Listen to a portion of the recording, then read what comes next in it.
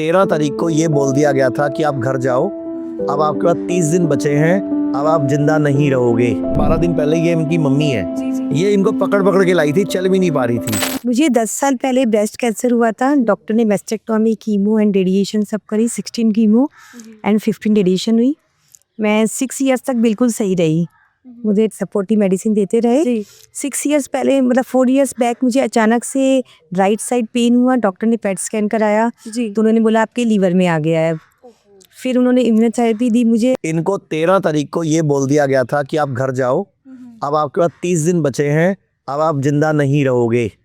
और मैंने इनको ये बोला है कि अगला बर्थडे आप मेरे से जूम कॉल पे हम साथ केक काटेंगे, टेंशन ना लो। और जब ये आई थी अभी यहाँ से 12 दिन पहले, ये इनकी मम्मी है, ये इनको पकड़ पकड़ के लाई थी, चल भी नहीं पा रही थी, खाना भी नहीं खाया जा रहा था, पूरा का पूरा स्ट्रेस था क्योंकि दिन बचे थे 30 और एक घर वालों से लड़के आई हैं क्योंकि घर वाले चाहते थे कि आपके पास जो दिन बचे हैं वो अपने बच्चों के साथ बिताओ, वो अपने परिवार के साथ बिताओ। लेकिन आप सोचो 12 दिन में इनको इम्प्रूवमेंट क्या क्या, या पूछो इनसे आप। ये चल नहीं पा रही थी, खा नहीं पा रही थी, मुझे भूख बिल्कुल नहीं लगती थी। मैं स्टमक में पेन से इतनी परेशान थी कि आप बेड रेस्ट पे थे।